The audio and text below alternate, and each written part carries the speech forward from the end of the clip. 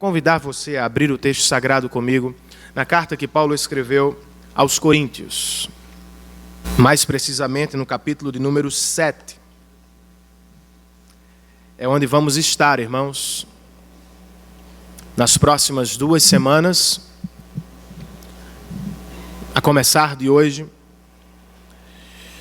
estudando a palavra de Deus acerca da nossa família. 4 batalhas. A primeira, a batalha dos solteiros. Talvez você esteja se perguntando, mas eu já sou casado e não pretendo viver um outro casamento. E eu estou viúvo e não pretendo viver um novo casamento. Por que então estudar sobre os solteiros? Porque certamente você tem filhos. Certamente você tem sobrinhos, netos, amigos, irmãos em Cristo que vivem na condição de solteiros e que enfrentam uma dura batalha e que precisam, portanto, aprender. Se você não será alvo diretamente da mensagem de hoje, certamente você pode se fazer canal de bênção para a vida de outras pessoas. Amém, queridos? Ao despertar na última terça-feira, Sofia, minha filha de 6 anos, me chamou. E quando eu entrei no quarto, ela me disse: pai, tenho algo para lhe contar, mas espero que o Senhor não fique triste. E eu já parei um pouco e me aproximei com cuidado e disse: não, Sofia, fique tranquila. Papai não vai ficar triste com você. Então tá bom, pai, eu quero lhe dizer que na formatura do ABC eu vou dançar com fulano de tal, meu amigo. Mas vou dançar com você também. Ela acrescentou: não precisa se preocupar, pai. Ele não é meu namorado. Ele é apenas meu amigo. Irmãos, eu precisei parar, respirar fundo para dar os próximos passos. Então eu disse: crianças não namoram, minha filha. Pai, o senhor está enganado. Fulaninha de tal, por exemplo, uma amiguinha da escola, ela vai se casar com o noivo dela na formatura do ABC, pai. Gente, eu tomei um susto, mas também percebi uma pressão que está sobre as nossas vidas, às vezes desde a tenra idade, sobre o casamento. Ora são os pais com brincadeiras e sugestões, ora é a nossa sociedade que nos pressiona de todos os lados, nos dizendo que o casamento é a única condição social pela qual nós podemos ser plenamente satisfeitos. Esta é a tensão que os nossos jovens vivem. A pressão por viver o casamento como a realização do seu sonho, como a salvação existencial do seu ser, ou como a salvação circunstancial da sua vida. Como você escolhe bem, vivendo sob pressão? Como você pode fazer uma boa escolha no casamento, se você sequer tem tempo, ferramentas e informações sobre o assunto? Se não mostrarmos à Igreja do Senhor uma visão bíblica e equilibrada sobre o casamento aos nossos jovens, eles vão terminar em um de 2 extremos.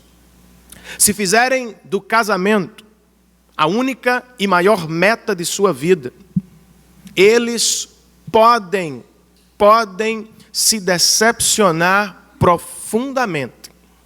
E se não conseguirem um casamento, podem igualmente se decepcionar e descartar a relação ou não valorizar a relação. Ambos os extremos estão equivocados e são perigosos. O casamento não é a última Coca-Cola no deserto, mas o casamento não é algo que deve ser rejeitado por nossos jovens. Qual é a visão bíblica? Quais são os conselhos que podemos ofertar aos nossos jovens, a fim de apontar um caminho saudável e bíblico para as suas vidas.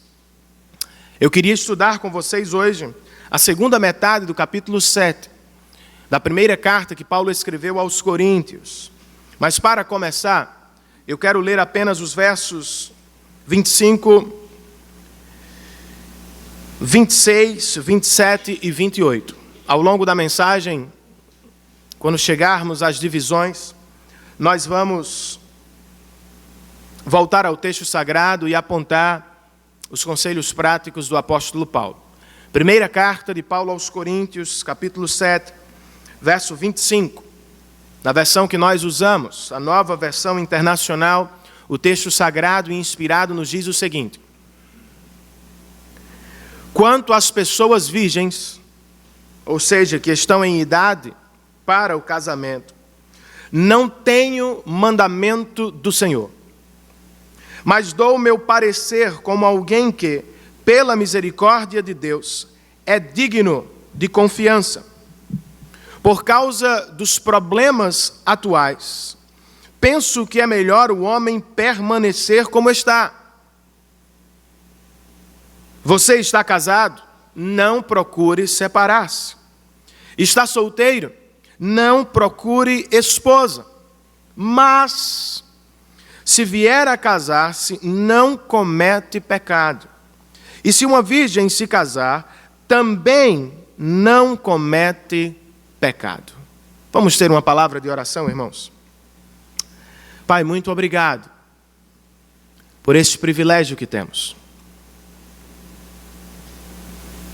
Não apenas de cultuar o Teu santo nome, por iniciativa e graça Tua, mas também por ter a Tua palavra e o Teu conselho traduzidos para a nossa língua mãe. Muito obrigado. O Senhor não nos deixou no escuro quanto à revelação do Teu ser, bem como a revelação do Teu caráter e da Tua vontade. Muito obrigado porque a Tua palavra trata de tudo o que nós precisamos para a salvação e para o estado de santificação que nos levará até o último dia, o dia do Teu retorno. Obrigado pelos meus irmãos, obrigado pelo louvor que fizemos ao Senhor e pelo trabalho que foi realizado antes do nosso culto, a fim de que pudéssemos cultuar o Teu santo nome com alegria e com paz no coração. Peço a assistência do Teu Espírito para ministrar a Tua palavra. Sou carente, Senhor, da Tua ajuda, do Teu socorro como pregador da Tua palavra. Da mesma forma, peço a Tua assistência para os meus irmãos que vão ouvi-la, que eles sejam alvos da Tua palavra, prontamente respondam à Tua palavra e usem a Tua palavra para ensinar e ajudar os jovens das suas famílias, bem como os jovens da nossa igreja. Esta é a nossa oração, em nome e por amor de Cristo. Amém.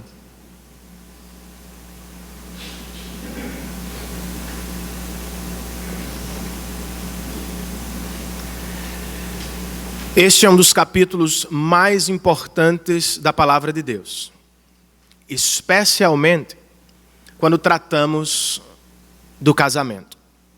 Mas é necessário dizer também que este não é o único texto que trata do assunto.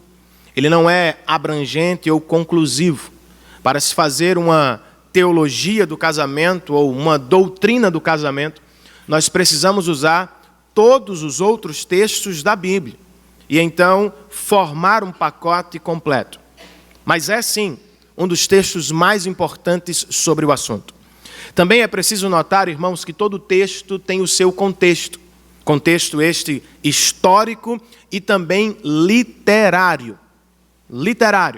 Sabemos então que Paulo escreveu esta carta para responder a uma lista de perguntas da igreja que estava na cidade de Corinto. Eles tinham dúvidas sobre doutrinas bíblicas, eles tinham dúvidas sobre a liturgia do culto, eles também tinham dúvidas sobre relacionamentos. Estas foram algumas perguntas que foram enviadas a Paulo. Outras, Paulo tratou mesmo sem recebê-las. Problemas de liderança, problemas de divisão na igreja e coisa do tipo. Então o que temos? Temos uma carta que é fruto de perguntas reais, contextuais, que habitavam o coração dos nossos irmãos no primeiro século. Um dos assuntos sobre os quais Paulo tratou de responder à igreja de Corinto foi o casamento ou a família. Não sabemos ao certo quais eram as perguntas dos coríntios, mas lendo o capítulo 7, nós podemos inferir, conjecturar, criar algumas perguntas que possivelmente estavam na cabeça dos nossos irmãos. Por exemplo, alguns se perguntavam: qual é a melhor condição? Ser solteiro ou ser casado? Como podemos servir melhor a Deus? Como casado ou como solteiro? Outros se perguntavam: sou casado com um não cristão, agora o que faço? Me separo dele? Procuro outro casamento? Outros se perguntavam: fico solteiro para servir a Deus? Ou será que o solteirismo é uma condição inferior de vida? Possivelmente estas perguntas estavam na mente dos nossos irmãos.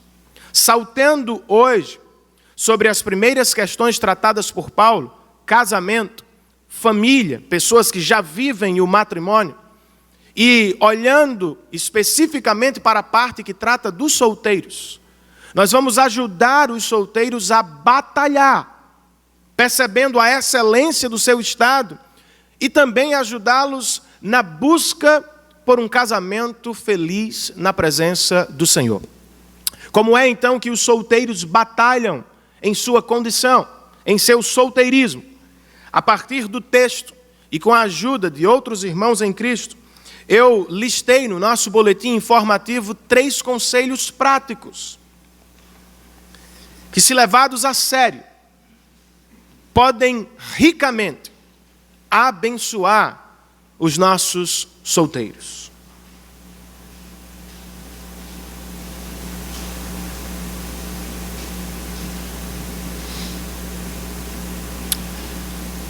O primeiro deles pode ser apresentado assim: solteiros, não transformem o casamento em um ídolo. Não façam do casamento um falso Deus. O que Paulo diz aos jovens solteiros sobre o casamento? Verso de número 25, que li com vocês. Paulo diz: quanto às pessoas virgens, solteiras, não tenho mandamento do Senhor, mas dou meu parecer sobre o assunto. O que será que temos aqui, irmãos? É importante parar e notar algo aqui.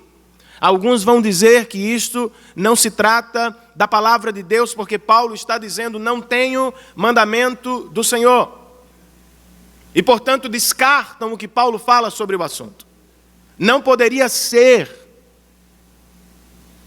O que Paulo está dizendo é que Jesus não nos deixou um ensino sobre o assunto completo, que o Senhor não tratou necessariamente e conclusivamente sobre o solteirismo. Ele falou sobre o assunto, mas não nos deixou fechado. Paulo então diz: eu não tenho mandamento de Cristo, mas eu posso falar, porque, como disse antes, e vai dizer depois no último verso, eu estou sob a inspiração de Deus. E eu tenho a autoridade de Cristo para doutrinar vocês sobre o assunto. Está tudo bem por aí? Graças a Deus. Só para ter mais emoção, irmãos. E qual é a palavra de Deus, então, que está na pena do apóstolo Paulo sobre o solteirismo, ou para os que estão solteiros? Os versos 25, 26, 27 e 28 tratam especialmente da condição dos solteiros, quando o apóstolo diz, no verso de número 26, por causa dos problemas atuais, penso que é melhor permanecer como você está. Você está casado, não se separe. Você está solteiro, não procure esposa, mas se casar, não peca. O que é que Paulo está fazendo aqui, irmãos? Casar não é um absoluto. Você pode casar, você pode não casar. E o estado dos casados não é superior ao estado dos solteiros. Em outras palavras, ele está dizendo: não olhem para o casamento como se ele fosse um Deus, que vai resolver os problemas de vocês, que vai preencher o coração de vocês, que vai salvar a alma de vocês. O casamento não foi feito para tanto. Não tratem o casamento como um ídolo. Por que não? Por que não? Razões práticas, ou uma razão prática. Versos 29, 30 e 31. Por que não devemos tratar o casamento como um ídolo, como um Deus? Paulo explica. O que quero dizer é que o tempo é curto. De agora em diante, aqueles que têm esposa vivam como se não tivessem esposa. Aqueles que choram como se não chorassem.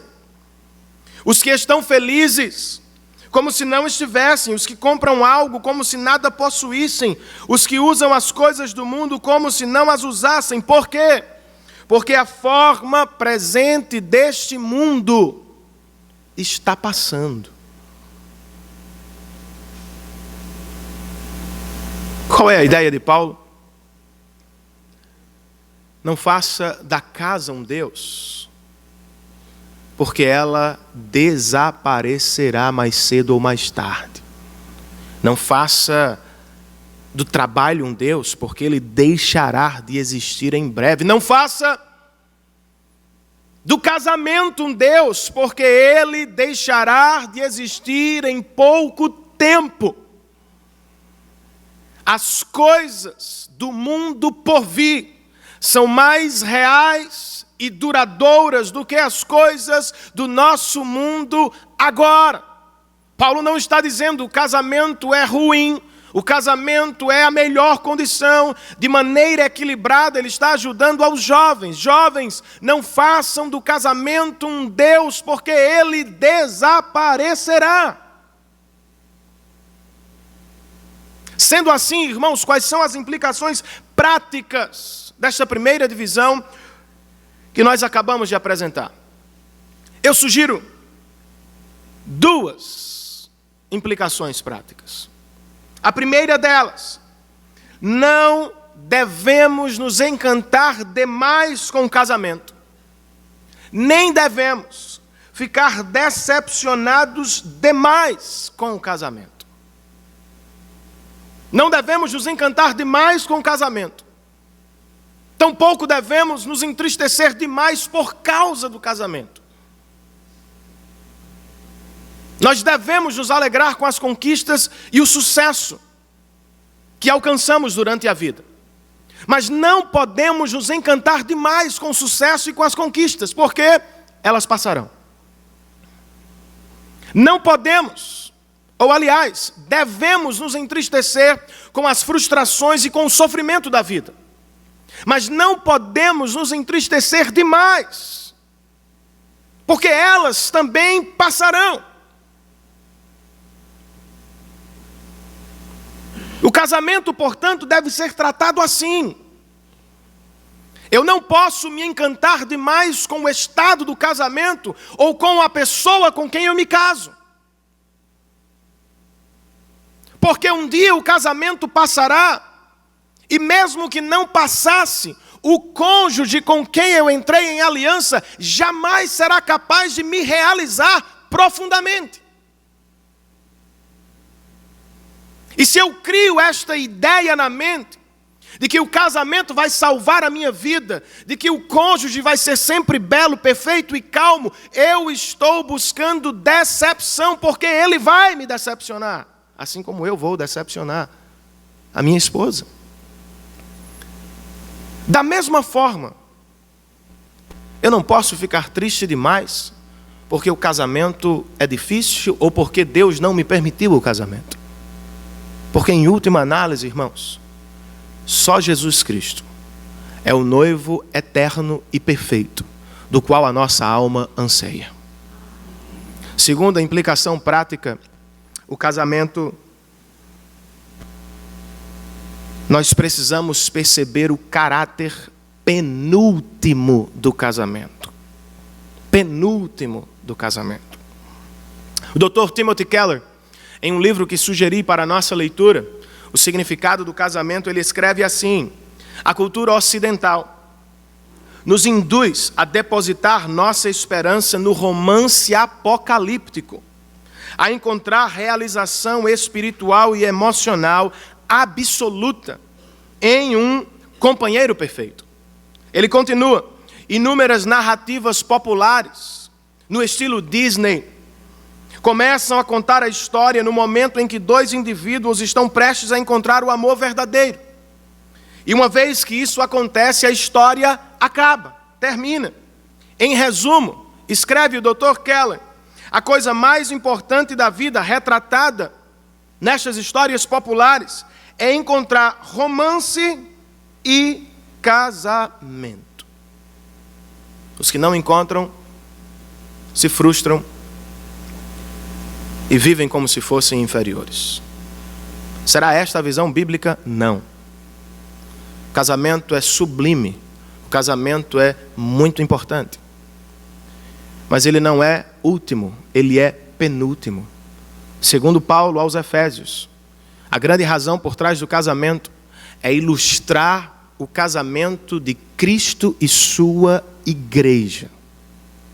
Este casamento aqui um dia findará e dará lugar ao casamento perfeito com o Cordeiro de Deus.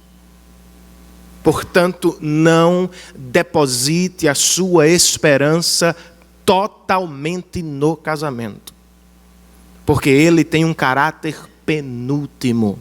Se você se casar, glória a Deus por isso. Se não se casar, glória a Deus por isso. Ainda assim, se você tiver Cristo, você será casado e realizado por toda a eternidade. Segundo conselho prático, irmãos, a partir do nosso texto sagrado, de 1 Coríntios capítulo 7, e o conselho está registrado, listado no seu boletim: solteiros, considerem o dom divino do solteirismo.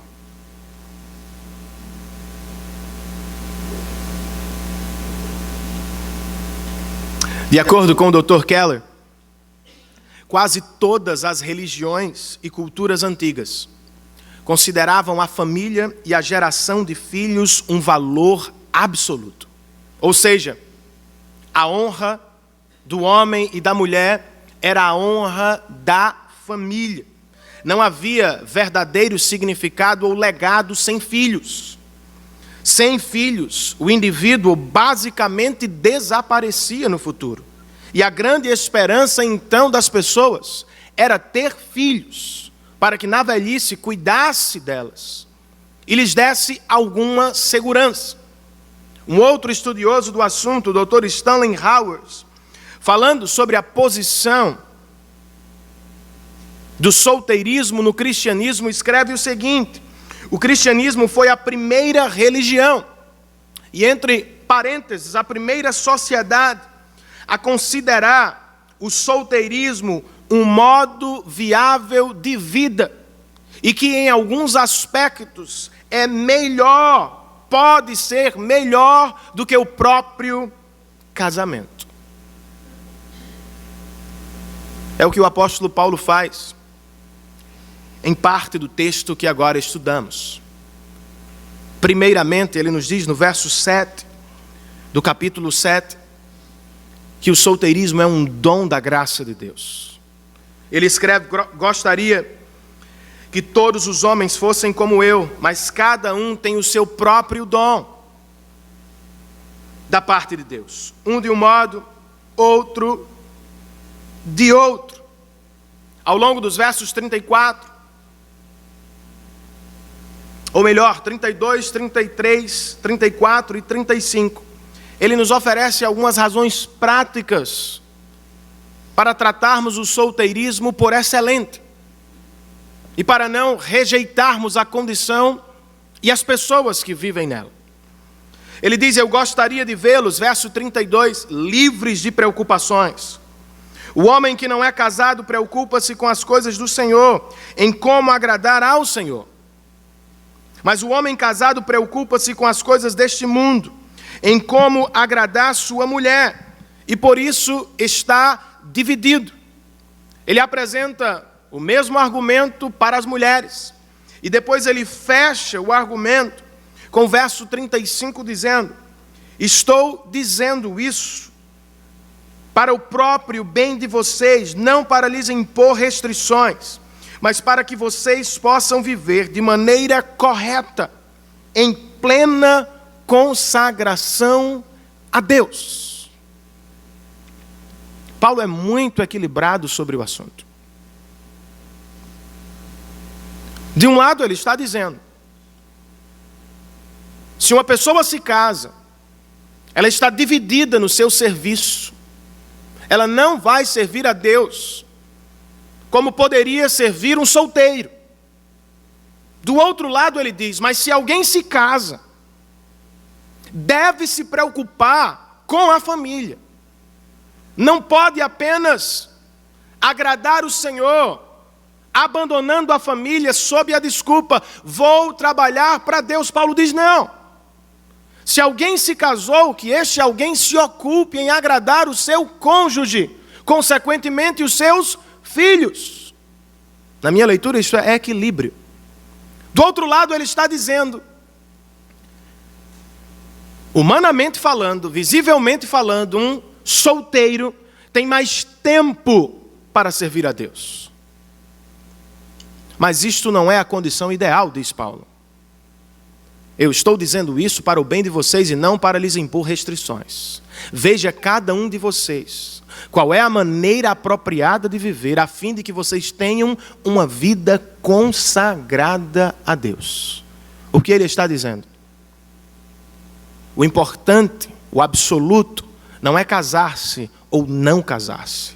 O absoluto é a consagração a Deus. Veja se o seu casamento, se a união com aquela pessoa vai dobrar a sua potencialidade no reino de Deus.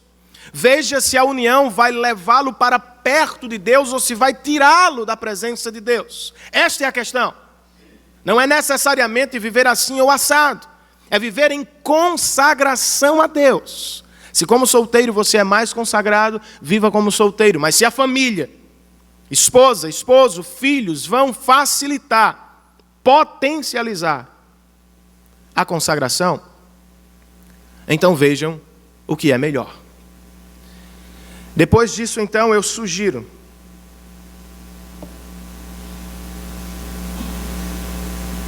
três verdades práticas sobre as quais precisamos meditar, por nós e pelos outros, sobre o estado do solteirismo. A primeira pode ser colocada assim: ser solteiro não significa ser inferior a ser casado. Você está me ouvindo?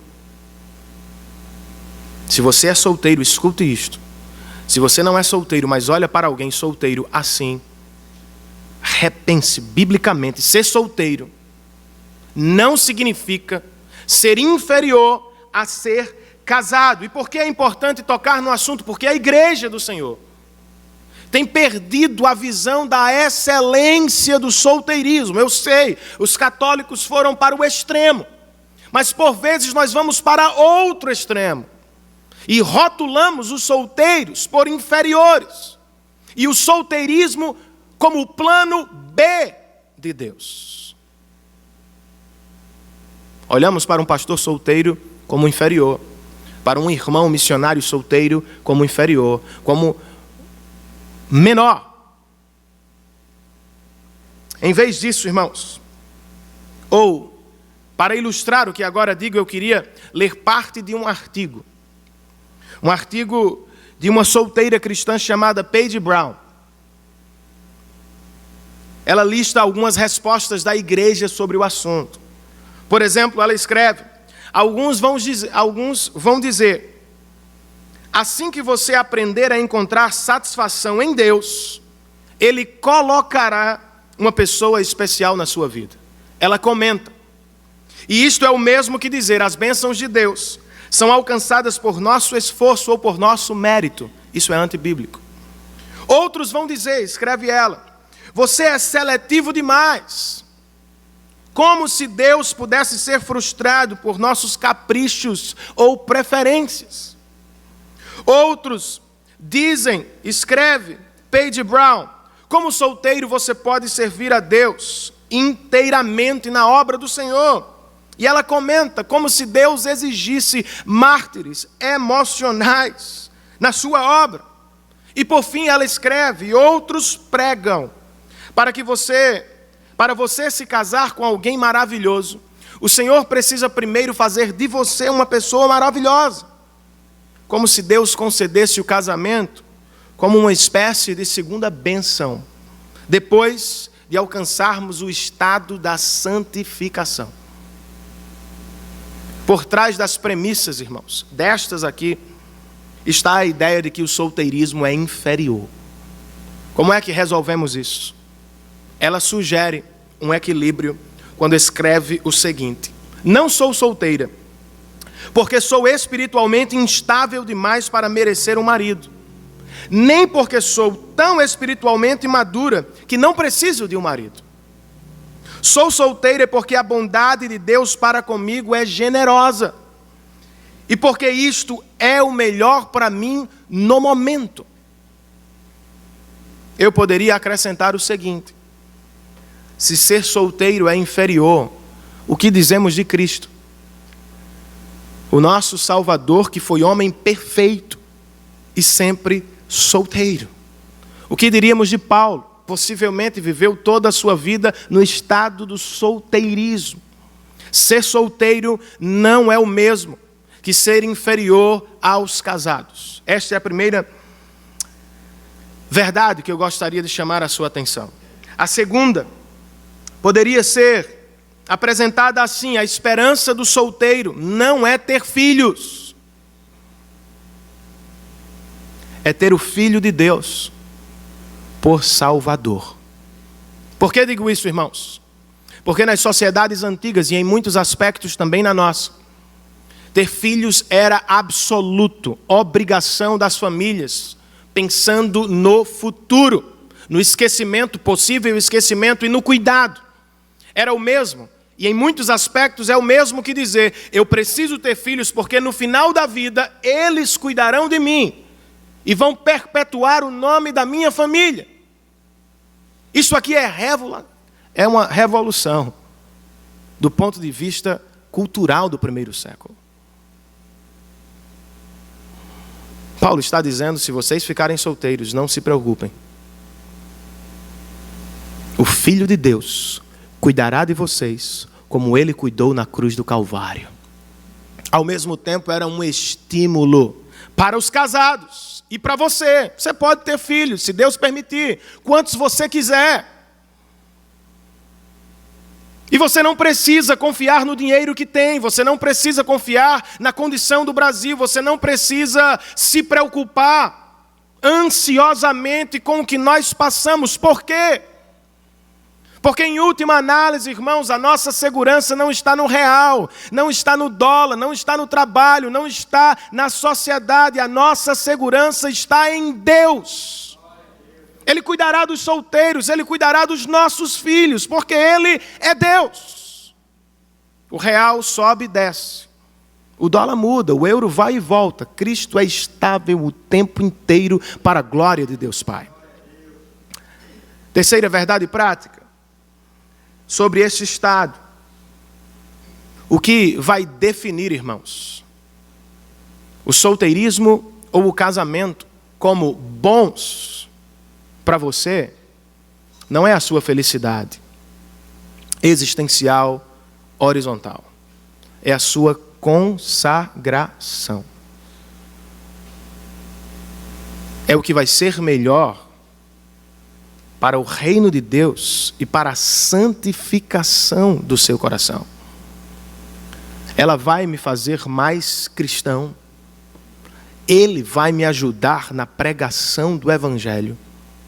Juntos seremos mais fortes, mais consagrados, vamos ler mais a Bíblia, vamos pregar mais, vamos investir mais, vamos... Ou será que não? Ou será que juntos nós seremos divididos e nos perderemos com os falsos deuses da nossa época? A questão então não é casar ou não casar. É em que estado serei mais consagrado. Por fim, terceiro conselho prático a partir do nosso texto para os solteiros. Solteiros, levem a sério, muito a sério, a escolha do casamento. A perspectiva cristã acerca do estado do solteirismo é quase que singular em toda a história e cultura. Diferentemente da sociedade ocidental, saturada de sexo e romance apocalíptico, o cristianismo prega que o homem e a mulher podem ser satisfeitos e realizados numa união espiritual com Cristo.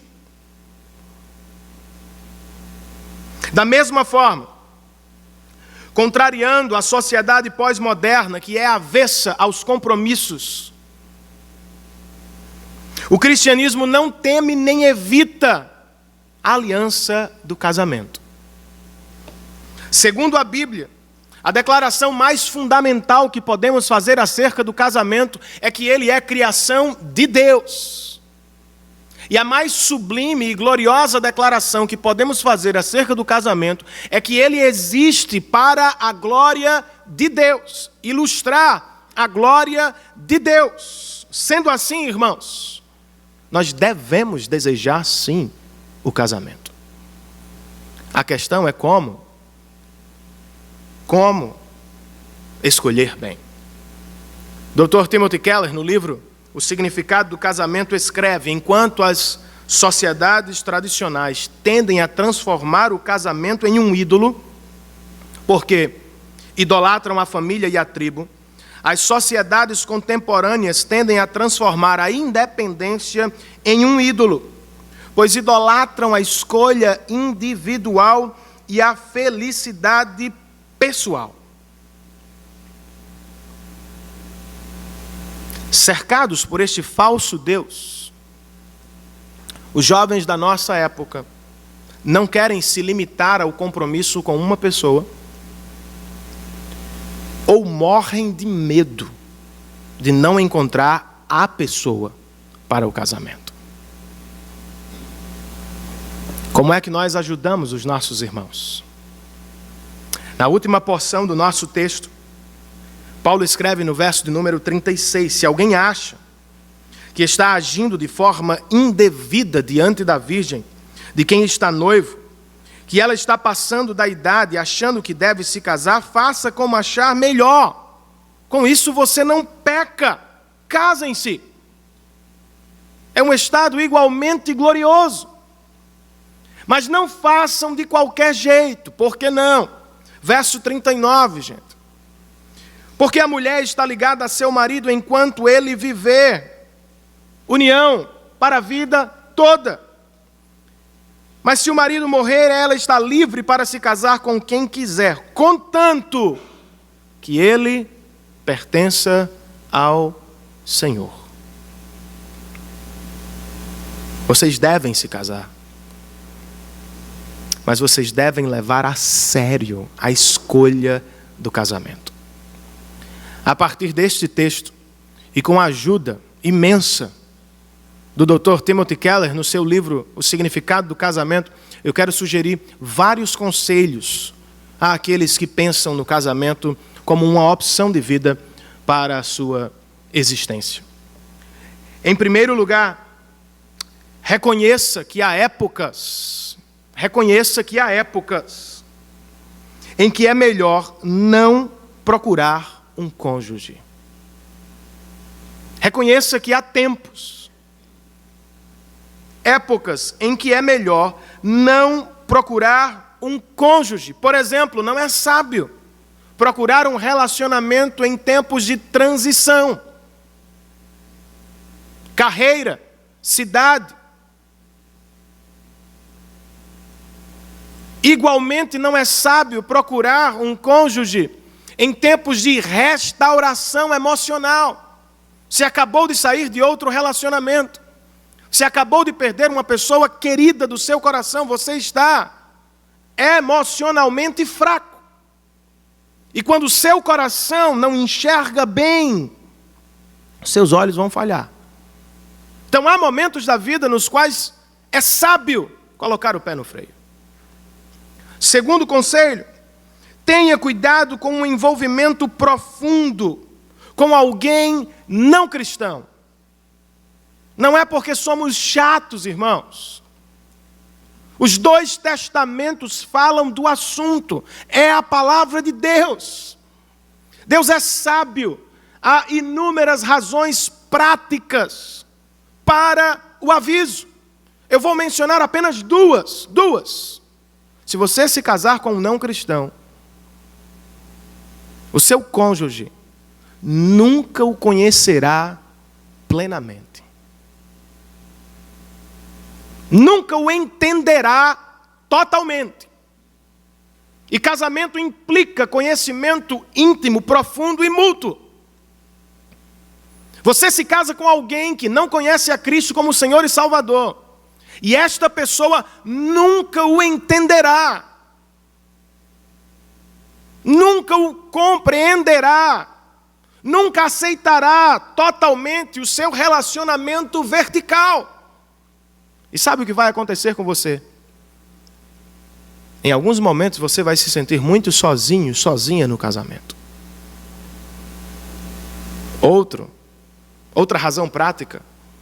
Casar-se com um não cristão é correr o risco de dividir o seu coração entre falsos deuses. É correr o risco de dividir o coração dos seus filhos entre falsos deuses. É correr o risco de se afastar da pessoa que um dia foi central e dominante no seu coração. E ser levado a uma vida distante do Senhor. Você quer isso?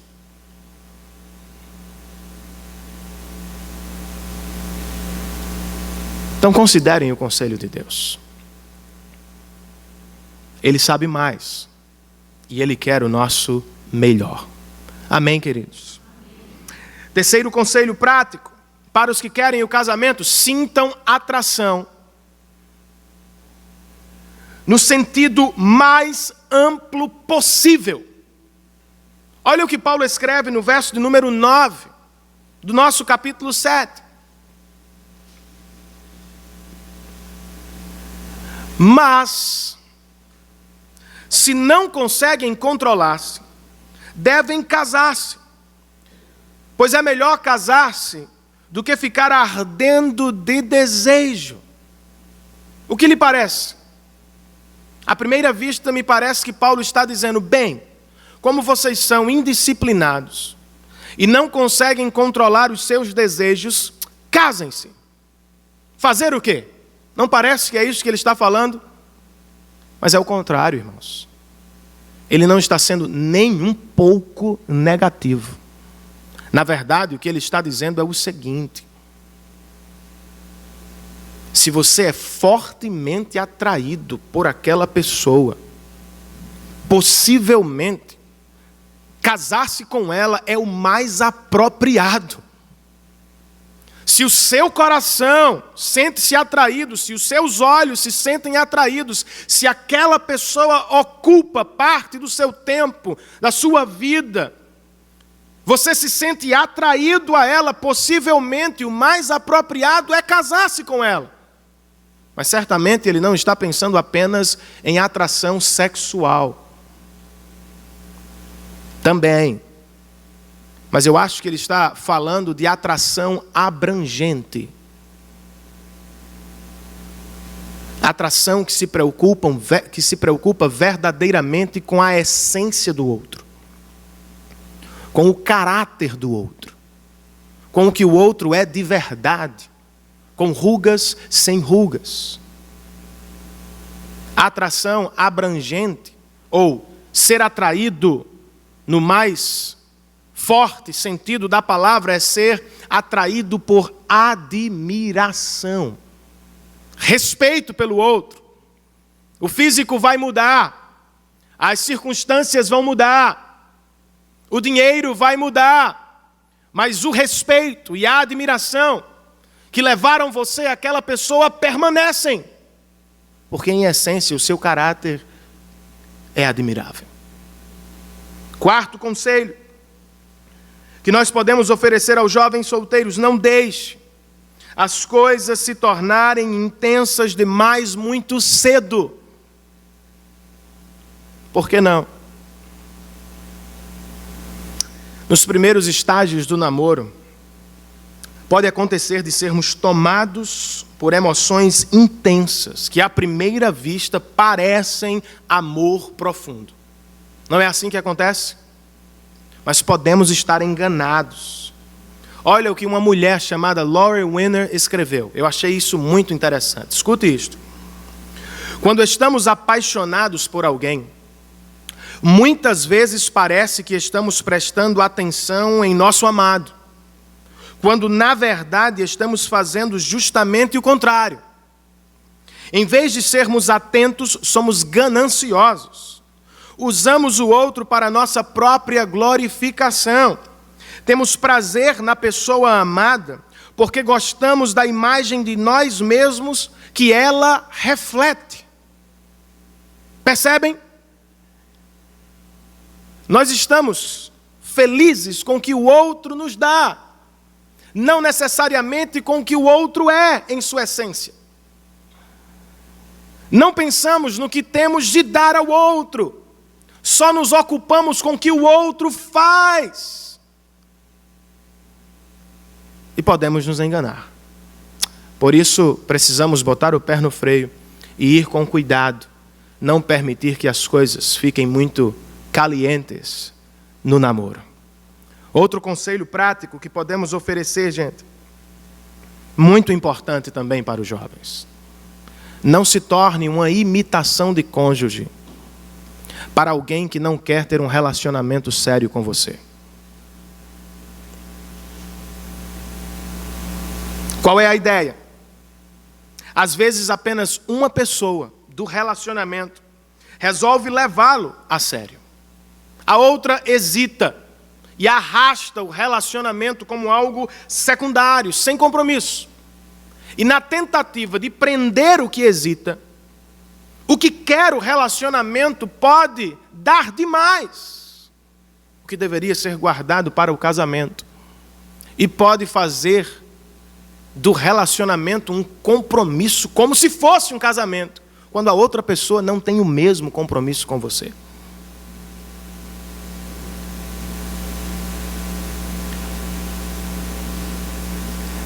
Se ele não sabe, eu digo isso aos jovens diversas vezes, se ele não sabe o que quer com você, ele não deve ser seu namorado. Se ela não quer assumir um compromisso público, verdadeiro com você, ela possivelmente, provavelmente não é sua esposa. Deixe-o ir. Deixe-a ir. E espere por Deus. Porque Ele fará com você o que fez com Adão. Quando Deus criou Eva, Ele não a escondeu para brincar de pique-esconde. Ele criou Eva e a entregou aos braços de Adão. Se você confiar em Deus, é o que Ele vai fazer por você também. Não seja uma imitação de cônjuge para alguém que não quer um relacionamento sério com você. Você vai se machucar profundamente. E por fim, gente, o último conselho aos jovens que querem o casamento: considerem a opinião da família, bem como a opinião da igreja. Eu não sou a favor de voltar ao tempo dos casamentos arranjados. Não sou a favor. Mas também não sou a favor do que acontece hoje. Deixar o casamento na mão, no coração dos nossos filhos apenas. O casamento é uma decisão séria demais para ser levada por uma única pessoa, tratada de maneira individual e unilateral. Não tire o seu namoro do âmbito familiar. Dê a permissão aos seus pais e à igreja sobre o relacionamento, para opinar sobre o relacionamento. Porque todos nós queremos o seu bem. E esta é uma decisão das mais importantes da vida. E como você é um pecador, assim como eu, você pode falhar. Que oremos pelos nossos jovens, irmãos. E que busquemos no Senhor tudo o que nós mais precisamos. Para casar ou não casar, para a glória de Deus. Os solteiros da nossa igreja não precisam se assustar com o casamento, como fez seu pastor ao ouvir sobre o pretendente de Sofia. Na verdade, nem ele precisa se preocupar. Todos nós estamos nas boas mãos do Senhor. Amém, gente? Então, sendo assim, você não precisa tratar o casamento pela sua salvação, ou como seu Deus, seu ídolo. Não se encante demais, ele não pode realizar você plenamente. Da mesma forma, você não precisa descartar ou se decepcionar com o relacionamento dos outros, ou porque o seu príncipe, princesa ainda não chegou. Espere por Deus. O que precisamos então é de equilíbrio, irmãos. Equilíbrio. Saúde bíblica. E aqui eu volto para terminar com um artigo da Paige Brown, solteira cristã. Ela encerra o seu artigo assim: o solteirismo não é uma condição inferior, mas eu quero me casar. E por isso oro. Pode ser que eu encontre alguém e caminhe com ele até o altar em um futuro não muito distante. Porque Deus é muito bom para mim. Mas também pode ser que nunca mais saia com ninguém, justamente porque Deus é bom para mim. O ponto de equilíbrio, então, é o nosso Deus e a sua vontade. Ore pelo seu futuro. E enquanto isso, rebaixe o casamento, a condição penúltima da sua vida. Não o trate por ídolo. Não o trate por ídolo. Considere a excelência do estado do solteirismo. E leve a sério a escolha do seu casamento. Vamos orar, queridos?